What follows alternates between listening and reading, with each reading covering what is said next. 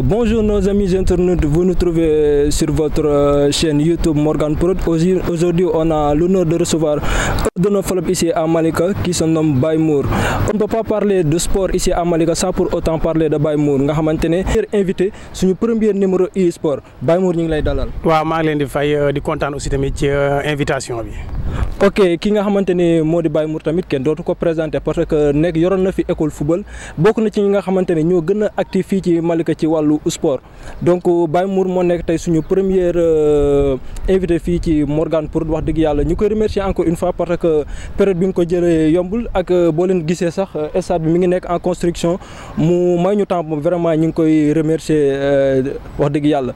léegi Baye Mour ñu ngi lay dalal ci suñu première numéro e-sport yow mi nga xamante ne da ngay yëngu ci wàllu sport tey jii boo ñu doon wax tey Baye Mour ci parcours am ci wàllu sport lan nga ñu mën a expliquer. waaw man maa ngi tudd Cheikh Diop mais waa Malika li ñu gën a xam mooy Baye Mour te yaakaar naa ne boo ne woon Baye Mour ci dëkk Cheikh Diop ci dëkk bi ñu bëri doon la xam quoi.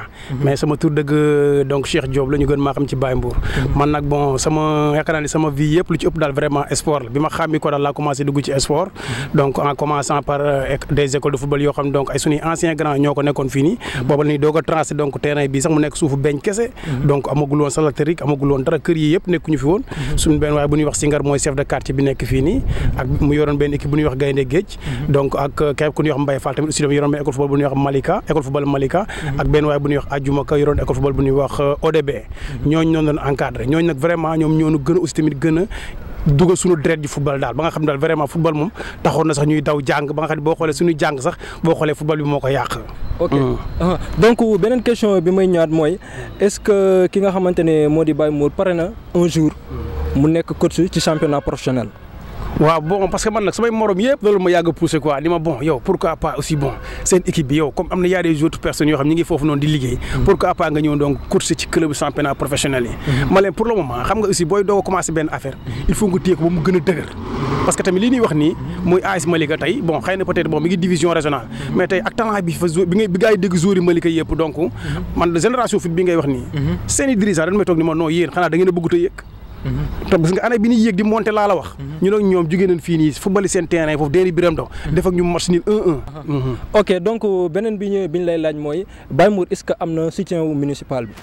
waaw municipal bi nag xam nga boo déggee ñu naan soutien bi xam nga tamit bon xam nga léeg-léeg bu nee soutien rek xam nga gars yi dañuy yaakaar ne subvention mooy soutien bi te kooku moom du ma ko nëbbu monsieur le maire tey jii nii dama war a am rencontre ak moom le problème en est que même les années passées pour ñu jot suñu subvention c'était tout à fait un problème te dama ko wax bind ko ni ko monsieur le maire subvention bii nii état moo na koy jox ni ñu koy joxe équipe bi bu chaque année bu ñu jotee dana ko jox parce que ñun am na suñu compte bancaire soxla wuñ ko dem suñu loxo ak loxo bu jotee jaar la ko trésor ñu dem jot ko mais pour ñu jotaan ko rek c'est tout à fait un problème waxoon nañ ko nag bon ñu waxtaan tey ji sax fa la war a demander pour waxtaan ak moom parce que yaakaar naa équipe man club yi may dajal yëpp vraiment gis nga am na benn année yàlla dama koy fàttali rek bon yaakaar naa ay 2016 la woon ñu football ba pare ñu war a dem yéegi ji tournoi monté waa kii avenir de Thiaroye joué première heure bi ñu joué première heure pare ñu gagné leen seen entraîneur bi di xas seen joueurs yi daal di woo seen maire a ngi présent maire avenir Thiaroye présent ci match boobu noonu te mu nekk weeru koor mu ni ko kat mun nga gis ngeen ñee toog di football ne AS Malika dañuy yéeg kenn mënu leen a tere yéeg te non seulement dañuy yéeg en senior mais ñu ngi joué en junior dañuy joué en cadet da nga leen dégg demi finale wala finale ci catégorie petite catégorie te gis ngeen amuñu kenn ku leen jàppale gars yi di noo loolu gars yi di joueurs yi toog mun leen yéen a ngi nii boo leen footballee pare seen maire 300 000 la leen di jox chaque match bala ngeen di joué ji maire bi moom mooy jël 80 000 jël kon prise en charge match yi te da leen di subventionné bala ñoo départ 5 millions gars yi mais ñee amuñu loolu mu leen gis ngeen ñee ngeen gis ne ñetti nit ñee ngeen gis ne suñuy football ji ñoom ñooy taqale dem te dañ ciy génn te gis ngeen leen ñun pare nañ ci toog nañ ci catégorie yëpp AS Malika da ngeen koy dégg dina jouer di ngeen ko dégg fii mu jouer demi finale cadet wala demi finale junior di ngeen ko dégg senior bi xawma dina yéegam di te ñee ngi nii di leen gis gars yi naan noonu ñekkee seen équipe boo leen gisee nga naan sax ay millions lañ yor alors que c'était ça donc mën nañu wax ne suñu municipal bi war naa mën a jàppale acteurs sportifs yi ku ci mel ne ay Baye Mour ay ñoom Max ñeneen ñi nga xamante ne dañoo yor école de football sama beneen question mooy Baye Mour est-ce que tey jii tey bu ñu la doon proposer tey comme benn équipe boo xamante ne étranger la nekk ay soit ay européen wala ci sous-région bi. ñu ñëw indi seen proposition pour ñu booy yi nga xamante ne ñoom ñoo am talent nekk ci centre bi. pour ñu mën leen jël est-ce que su boobaa noonu yow di nga loolu di nga ko def. ah bien sûr parce que ñun nee na leen objectif bi ñu njëkk a seet ci xale yi mooy que ni donc toujours intérêt xale bi. ñun seetuñu intérêt personnel équipe parce que man du ma la nëbb. man demoon na ba nga xam ne ñi ngi ne staff AS Malika dañ ma doon mere ci loolu. parce que boo gisee nii am na ci ay joueurs yoo xam dem nañu sans ñu jox club bi dara joxuñu leen sax bal. Pape bii nii bi muy dem Wakaam c'est pareil am na ci ay joueurs yoo xam ne ay Dacosta bi muy dem ay ñoom Mamour Laye ak ñeneen ñoo xam ne bi ñuy dem amuñu leen loo xam ni tey ba ci génération fu Zef bii ngay dégg ni bi muy jël Fabregas Zef gis nga li mu yor c'est des milliards mais benn bal sax joxuñu ko te pourtant opposé wuñu mais li ngay xool mooy que intérêt booy bi. mais loolu tamit attends est-ce que tamit du ci question organisation tamit. non du question organisation parce que dafa nekkoon benn principe boo xam moom lañ teg ñu ni comme ça vraiment xale yi ku ciy dem bun la sax jéem a téye de midi à 14h. nan la bàyyi nga dem man dinaa la joxaat beneen exemple. naa la joxaat exemple ci doomu maire Badou Gadiaga. gis nga bi ñu ko jëlee fii nii mu dem lijjanti ba da am visa am Italie la duggoon. parce que Italie la waroon defee ay test xaarul test yi foofu noonu mu dem France. bi mu demee France club jël ko. bi ko club jëlee club bi bind na fédération sénégalaise de football ni leen am benn jour bu ñuy wax Badou Gadiaga jógee AS Malika. donc waroon koo libéré. mais am ay gars yoo xam kenn xamul fu ñu jaar donc ba libéré booy bi man ma dem def samay contestation ñu bind suñuy rapport ak yëpp gars yi xool daal di xool lépp daal di xool daal di mais c'est vrai waa fédération française de football bind nañu lettre bu yàgg mais lettre bi ñëwul mais comme joueur bi dafa nekk équipe amateur dafa am ay textes yi lu mu wax dañuy joueur bi bu fekkee comme ça nekk na équipe amateur ñu bind la donc benn lettre répondre à 1 mois 15 jours équipe bi ko soxla mën nañ koo bàyyi mu jouer en attendant yéen ñaar ngeen topp seen procédure mais man bi ma toppee ba ci digg mais gis naa ay gars yoo xam ne vraiment ñoom ñoo jaaroon ci suuf te aussi bon loolu rafetul te man boobu aussi tamit bon bu ma toppoon tamit loolu moom Badou boobu xëy na peut-être loolu mënoon na ko yàqal te boobu aussi bon loolu aussi intérêt am la woon arrangement am la woon parce que il était jeune mi ngi demoon foofu noonu ñu jël ko muy def sport en même temps defaale étude voilà te aussi comme li nga wax noonu c'était valable aussi pour les autres joueurs da nga gis ab joueur boo xam ne bon Wakaam comme li wax naa la ko Wakaam bi muy jël Pape Bene ñun jox ñu Dacosta bii nii ma dégg ni bi ngay wax nii bi ko AS Pikine soxla Pape Kane daf ma woo ñu dem ba match juróom ñun ñooy match première kii AS Pikine mooy football première heure en cadet ñun ñooy jouer deuxième heure waa AS Pikine di ma dimbali ñu seex bàyyi ñu Dacosta man leen nag ñun dina am benn principe bu ñu tegoon mooy que ni donc jour bu bëgg a dem dañ lay bàyyi nga dem amul benn problème mais nag aussi tamit bon am nañ staff boo xam tamit nee nañ tamit aussi bon li ñuy bëgg a defal club mi ngi bëgg a yomb parce que tamit mënoo encadrer xale ba mu baax a pare nga jikki-jikki rek jox ko te aussi du la joxaat dara quoi voilà mais nag n'empêche que comme li nga wax noonu non di nga am joueurs yoo xam boo leen yóbboo ci ay texte da ngeen di signer ay protocole yooyu nag bon dafa am loo xam moo ko couvrir mooy fédération sénégalaise de football ensuite tamit fii da FIFA aussi mooy supérieur bi aussi tamit moom ci ñi ko couvrir si la bokk ok Baye Mour ñu ngi lay remercier encore une fois ci invitation te tamit ma leen di fàttali ne moom moo nekk suñu première invité suñu émission e-sport donc dañuy dem découvrir tey suñu talent à la loupe tey au fait ñi ngi woon ak ki nga xamante ne moo di Mamour Niang nekk fële sa TFC wax dëgg yàlla dafa def ay jaloore yoo xamante ne si yu jéggi dayoo la kon nañ leen dem suñu rubrique talent à la loupe.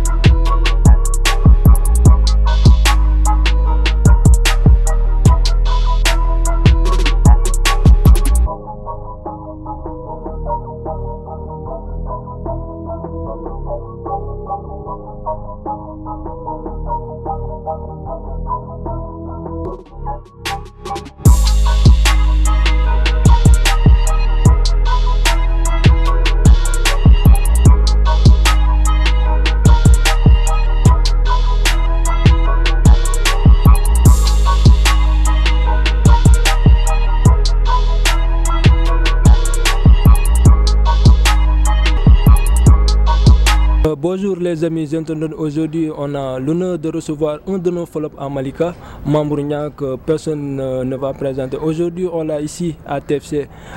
Bonjour monsieur Mamour. Bonjour frère. maa ngi lay nuyu di la ziar lu bëri ci loo nekk. maa ngi sant yàlla baax. au fait tey ñu ñëw fi nga xamante ne moo di TFC muy sa club tey ñu ne yow yaa doon suñu premier numéro talent loupe qu'est-ce que cela te fait. waaw xanaa am fierté contentement aussi. di leen remercier seen déplacement. j'espère que xam naa ni yombul ak période bi. vu que ni ak mesure barrière yi gars yi jël. xaw nañ leen taaral ci porte bi sax ñu ngi ci jégalu quoi. amul problème moom liggéey bi ñu ànd au fait Mamour buñ ñu doon wax tey Mamour Niang kan mooy Mamour Niang exactement en tant que footballeur professionnel. wax nga ko. footballeur professionnel la. juste loolu laa mën a décrire sama bopp. waaw kookoy Mamour Niang. mooy footballeur professionnel mais tamit ak parcours boo xamante ne fii nga agsi nii tey am na ñoo xamante ne sama genre gi bettu ñu parce que yàgg nañ laa suivre. nga xam ne depuis temps booy mu nekkoon koo xamante ne ku yàggoon a bëgg football. même su fekkente ne sax am na parent boo xamante ne professeur la muy monsieur Niang ñun ñi jàngal nañu xam nañ ko bu baax il m'a tellement tabassé tey jii maa ngi toog doomam xam nga loolu tamit fierté la ci man quoi tey jii Mamour bu ñu la doon laaj tey ci sa parcours lan nga ñu ci mën a expliquer. juste du parcours boo xamante ni dafay yomb quoi. parce que football moom. du loo xamante ni Sénégal fii dañ la koy accorder du jour au lendemain. du coup dafay xawoon a jafe trop nga boole ko études yi. voilà depuis xale ñu nekk ci études yi nekk ci sport. en commençant par AS Malika. foofu lañ débuté. di ko boole études yi après ci lañ dem Pikine. ba bi ñuy nekk en Ligue 2 ñu ngi continuer études yi. 6 mois lañ def université mais xam nga rek. boole études ak sport moom dafay métti. du coup ak voyage yi. donc c'est-à-dire que football moo nekkoon sa passion. waaw mooy passion bi. loolu moo nekkoon sa passion depuis toujours tey jii yaa ngi TFC sànq rek maa ngi interroger monsieur Youssouf Dabo ñu koy remercier encore une fois ci lim ñu jot a accordé parce que nekkul lu yomb ak période bii ñu toll nii mu am ay témoignages yoo xamante ne yu faar yu mu def ci yow ne vraiment ku am caractère nga ku bëgg li ngay def la tamit ku mën li ngay def la tu es un très bon attaquant.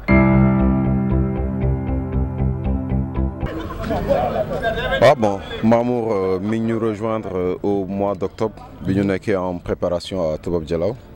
C'est vrai que c'est un joueur que j'ai connu bi mu nekkee à la Sonacos. Et je pense j'ai essayé de le faire venir à Hambourg. Même l'année dernière j'ai essayé de le faire venir fii fekk mu voyagé woon. Après comme dañu nekkoon à la recherche d'un attaquant cette année. Et biñ ma waxee que ni ñibbisi na. si la wax ni pour ñu woo ko pour mu ñëw rejoindre ñu parce que bon. il a des qualités d'un attaquant moderne. C'est-à-dire ça va vite. Dos au jeu, il est costaud. Et puis dans son jeu de tête aussi c'est pas mal. Donc il faut après qu'il travaille beaucoup plus parce que je pense qu'il a perdu sur le plan athlétique dafa am retard. Il faut qu'il travaille beaucoup pour revenir à son meilleur niveau. Là il traîne encore les pieds mais je pense que ça va venir avec le travail qu'il est en train de faire ici. taxawaay la am fii ci TFC. Ah bon comme li ma wax c'est un attaquant ba nga xamante ni tey jii nii xam nañu son profil parce que par rapport à son gabarit c'est quelqu'un qui est capable de garder le ballon dos au jeu, de permettre déjà à l'équipe de remonter, d'installer le jeu dans le bloc adverse. Et puis voilà, c'est costaud, il est à droite devant le but. Et c'est looloo tax ñu indi ko Teungueth en tout cas pour mu apporter ñu ses qualités d'attaquant de fixation.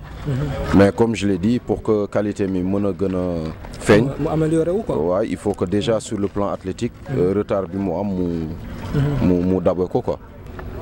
Jusque-là je trouve que voilà il a un bon état d'esprit. Donc il s'est adapté très rapidement au groupe. Il travaille, il n'a pas de problème particulier, que ce soit avec le staff ou en tout cas avec partenaire. Maintenant, voilà, il faut, comme Mingi Sorgogno Yagoul aussi, on va laisser le temps pour gagner voilà, au niveau de sa personnalité, comment il est.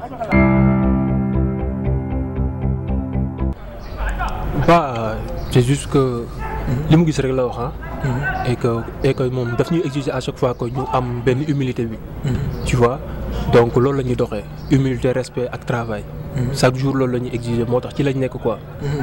Donc semaine bële ñu génn ñu ngi doon gis ne yéen a ngi doon football benn haute compétition fii ci Afrique ñi ñëpp xam nañ lool ngeen jóge fii déplacé wu dem ba Gambie.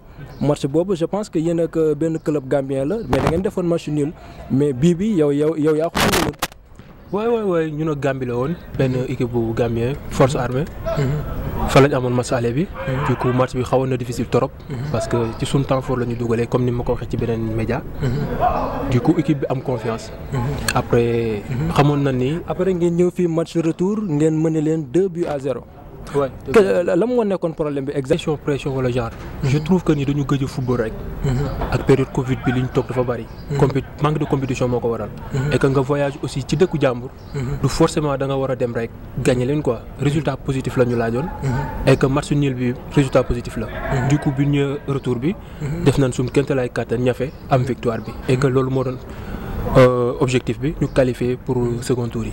au fait Mamour bëggoon naa ñëw tuuti ci nga xamante ne moo di test yi bu ñu fàttalikoo ay at ci ginnaaw demoon nga bitim réew amoon nga ay test yoo xamante ne jotoon nga faa def am ci yoo xamante ne ba léegi amul réussite léegi yow à chaque instant yaa ngi fii TFC di continuer sa parcours qu'est-ce que cela fait nga dem Europe nga def fa test réussirul.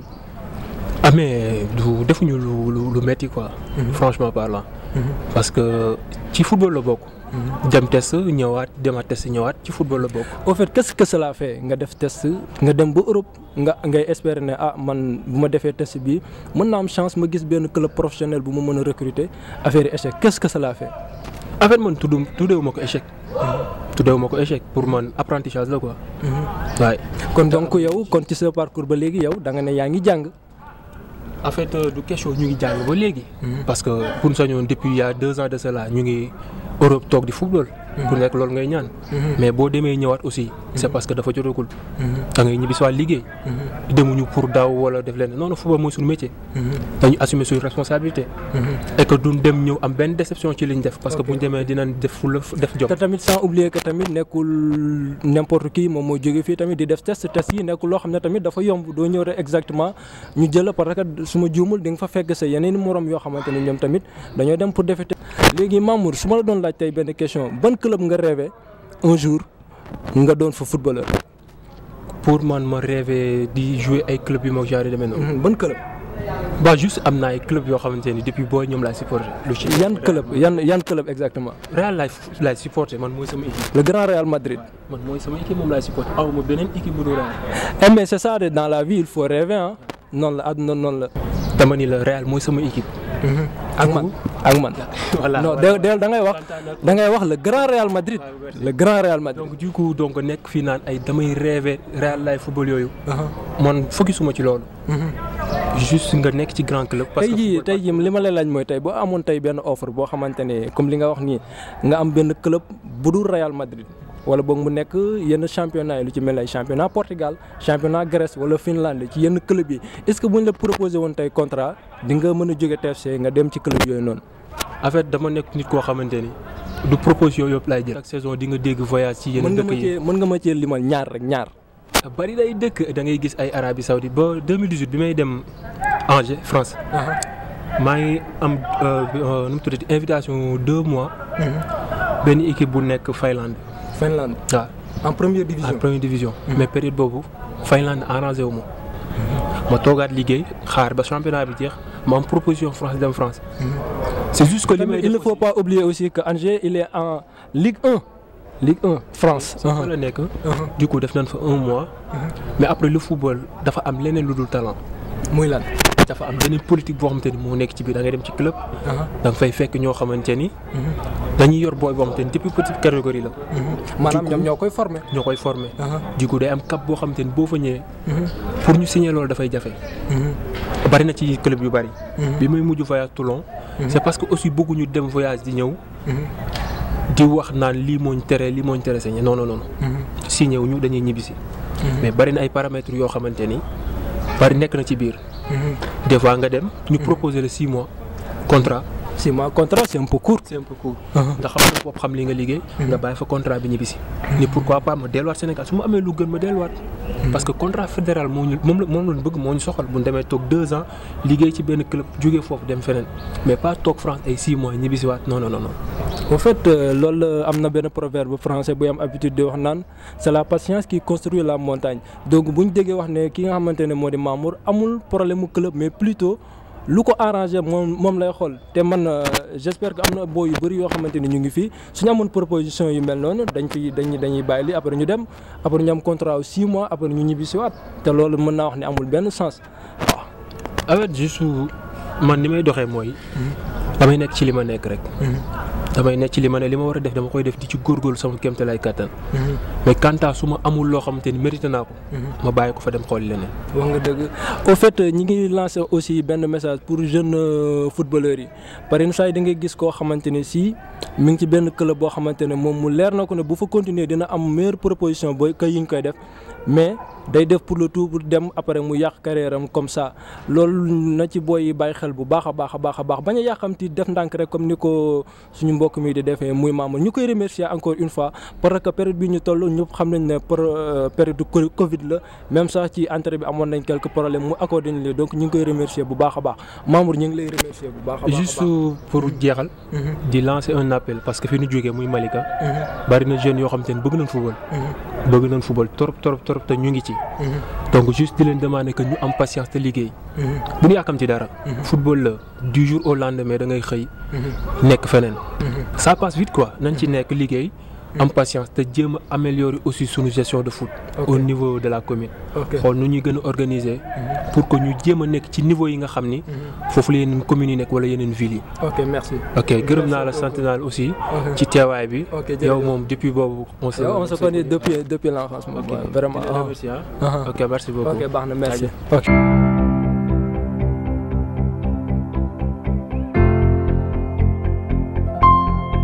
donc dem nañ suñu rubrique talent lub ñëwaat ki nga xamante ne mooy taxaw fii bokk na ci ñi nga xamante ne ñoom ñoo yoroon ki nga xam ne mooy Mamour ma lay laaj yow mi nga xamante ne yaa ko yoroon depuis bi muy nekkoon xale moom Mamour Niang tey jii mu nekk TFC di fa def jaloore boo xamante ne mooy ñëpp rafetlu nañ ko am na sax benn instant boo xamante ne maa ngi interroger coach Youssouf Daw am na benn témoignage bu rafet mu dem ci moom boo xamante ne def na ko ci Mamour Niang te tamit nekk na jeune boo xamante ne jeune bu prometteur la wax dëgg yàlla en tout cas nous on croit en lui léegi ma lay laaj yow yan témoignage nga ma mën a defal ci Mamour Niang ak waaw Mamour laay donc dinaa mën a def témoignage boo xam ne bu bari ci moom la quoi parce que koo xam ne ba nga ko yoree presque à l'âge de 8 ans nga ko yor ba presque muy commencé dugg senior kooku bon mën nga wax lu bari ci moom mais pour gàttal rek dinaa la wax ne donc booy boo xam ne booy bu sérieux la ci li muy liggéey aussi booy bu am donc discipline la ci li muy def donc aussi bon il est à l'écoute quoi parce que bon te laal yaakaar naa ni ñett yooyu boo ko dajalee rek donc pour nga mën a réussir dans le football c'est très simple mooy que donc nga nangoo déglu nit ñi modeste discipliné encore donc j'espère que la qualité yi mu am ñëpp kenn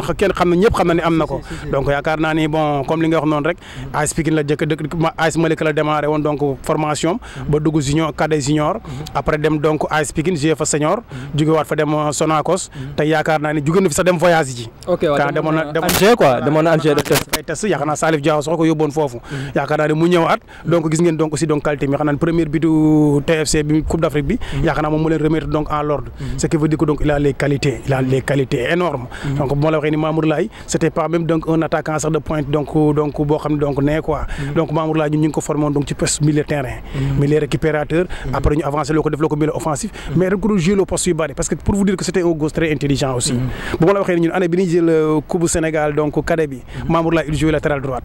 Ah bon? Ah oui parce que boobu tamit bon suñu équipe bi donc ça a été regorgé aussi de talent parce que attaque bu Badou Gadiaga nekkoon la woon ak Libaas Sow donc ñooñu bon vraiment dañoo wax donc bon pour ñu jouer loo ñëpp il faut que ñu jël ay boy yoo xam ne aussi bon il faut ñu reconvertir leen te aussi donc pour nga reconvertir il faut que nga am intelligence Mamour Laye nag loolu moo ko mayoon sax il est super intelligent foo ko teg rek donc xel mi day neex donc pour que au moins moomu mën cee génn quoi. ok merci loolu nekkoon seen rubrique talent à la loupe peut-être beneen fois incha allah rabi dinañ am beneen talent boo xamante ne fii la jógee ci Malika soit nga nekk ci centre wala ci club xaar ñun ak suñu équipe technique dinañ ñëw foofu découvrir talent boobu noonu. Baye Mour ñu ngi lay jox nga tàggatoo. waaw vraiment maa ngi leen di remercier bu baax donc di kontaan donc ci seen émission yi ngeen di parce que li ay initiative la quoi képp koo xam donc jeune boo xam mooy def initiative war jar na jàppale quoi te li may wax nag donc bon waa Malika kenn wur leen cee jiitu c'est que sûr que donc dina am ñeneen ci dugg ba au niveau international dinañ ci dugg mais waa Malika nañ nekk donc les premiers man mi nga xam donc bon man mi sax en commençant par man donc su may àgg yaakaar naa ne kenn du ma jëkk a abonné donc yaakaar naa ni donc ci Morgan Pro quoi vraiment man maa ngi leen di remercier davantage. ok mais ñu leen di remercier encore une fois surtout ngeen bañ a fàtte abonné ci seen chaîne YouTube Morgan Pro nga xam ne di ngeen mën a am occasion suivre suñu émission bii di e-sport sama gars yi ñu ngi leen di jaajëfal ba beneen yoon One Love.